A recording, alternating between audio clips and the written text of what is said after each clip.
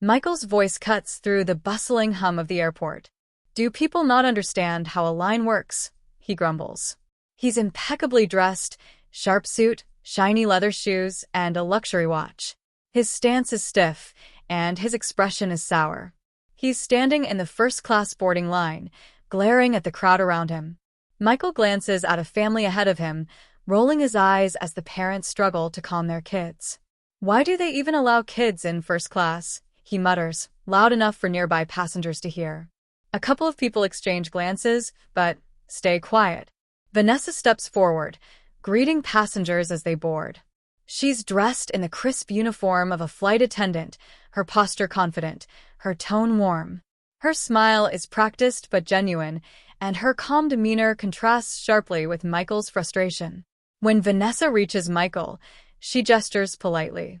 "Sir, could you step aside for a moment to let others board?" she asks with a calm tone.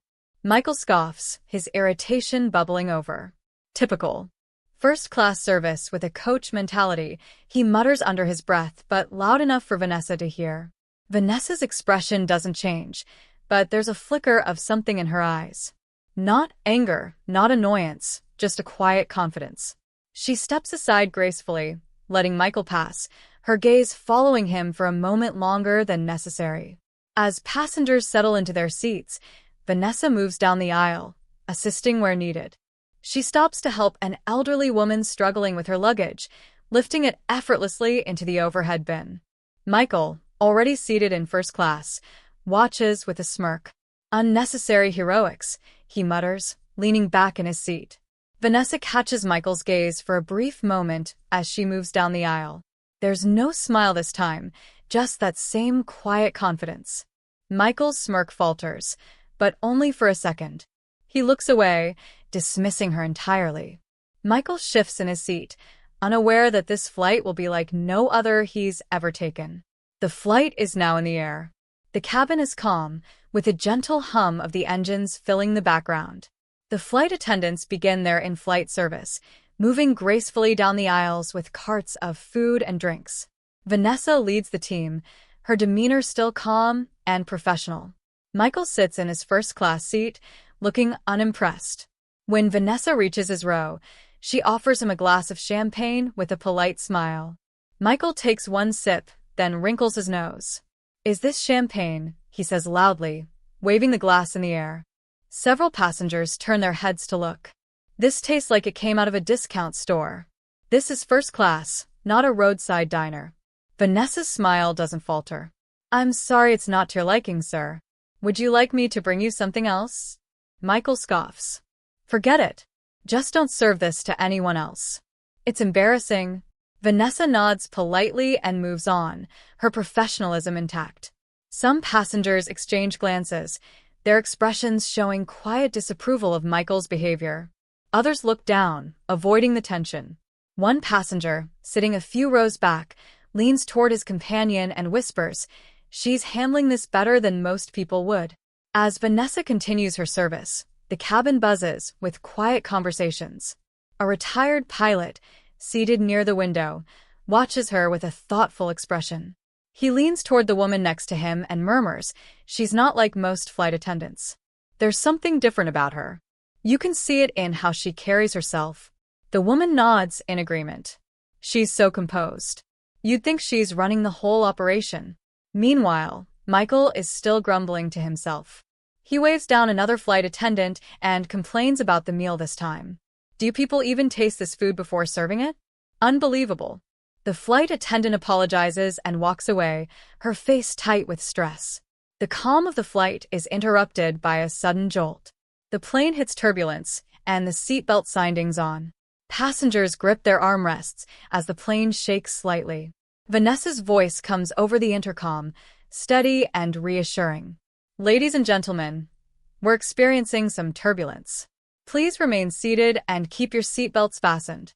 Our crew is here to assist if needed." Her voice has a soothing effect. The passengers visibly relax, reassured by her calm tone. Vanessa walks through the aisle, checking on passengers, making sure everyone is secure. When she reaches a nervous young woman clutching her armrests, Vanessa kneels down and speaks to her softly, helping her take deep breaths. Once the turbulence passes, Vanessa checks on a nearby child who looks pale. The child's mother explains that he's feeling sick. Without hesitation, Vanessa brings water and a cool towel, helping the child feel better. Passengers nearby watch, impressed by her composure and care. Michael, however, smirks from his seat. Playing the hero again, he mutters, shaking his head. She's really milking it, isn't she? The passengers' opinions of Vanessa grow with every passing moment. Michael, however, remains oblivious, his arrogance shielding him from the respect she's quietly earning. Vanessa glances at him briefly as she moves down the aisle, her expression unreadable. It's clear she's holding back something, but what? Vanessa walks back to the galley, her steps deliberate. She picks up a clipboard and reviews something, her lips pressing into a thin line. Whatever she's thinking, she's keeping it to herself. For now. The plane lands smoothly at the destination airport. Passengers begin to gather their belongings, the usual chatter filling the cabin. Michael, still seated, looks annoyed as he waits for his turn to exit. His impatience boils over when Vanessa walks by to ensure the cabin is clear. This has been the worst first-class experience I've ever had, he snaps. Your so-called service is a disgrace. I'll be speaking to the airline CEO about this. Vanessa pauses, her expression calm. Of course, sir. I'd be happy to assist you with that. Please follow me to the VIP lounge, and I'll make sure your concerns are escalated. Michael smirks, assuming he's finally being taken seriously. He gathers his belongings and follows Vanessa off the plane. The VIP lounge is quiet and luxurious, with plush seating and soft lighting. Vanessa leads Michael to a private corner, gesturing for him to take a seat. She stands tall, her composure unwavering. Please wait here for a moment, Mr. Michael, she says. I'll address your concerns personally. Michael sits back, looking smug. About time someone with authority handled this mess. Vanessa takes a deep breath. She removes her flight attendant scarf, folds it neatly, and sets it aside. Then, she reaches into her bag and pulls out her ID badge. She places it on the table in front of Michael.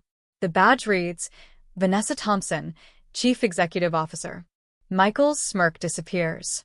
His eyes widen as he stares at the badge, then back at Vanessa. His face turns pale. You're the CEO, he stammers. Vanessa nods. Her tone remains steady. Yes, Mr. Michael. I am. And I've been observing you closely during this flight. Michael tries to backpedal, his words tumbling over each other. I didn't mean any of what I said. It's just, I've had a long week, you know? Vanessa raises a hand, silencing him. Please let me speak. Vanessa steps closer, her eyes meeting Michael's. Her voice is firm but not unkind. Mr. Michael, I believe in understanding my employees and customers. That's why, twice a year, I work incognito as a flight attendant. It helps me see what my staff experiences and what our passengers go through. She pauses, letting her words sink in. Your behavior on this flight was unacceptable. Not just to me, but to my team and the other passengers. Respect is not earned by money, Mr. Michael. It's earned by character. Michael opens his mouth to respond, but finds no words. He looks down, visibly ashamed. Vanessa picks up her badge and scarf, preparing to leave. She looks at Michael one last time. I hope this experience teaches you something, she says. Because it's never too late to change. She walks away, leaving Michael alone in the lounge, his thoughts racing.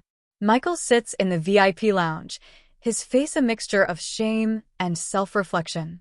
The once arrogant businessman now seems smaller, humbled by the weight of his actions. Vanessa re-enters the lounge, her expression calm but unreadable. Michael stands as she approaches, his voice trembling slightly.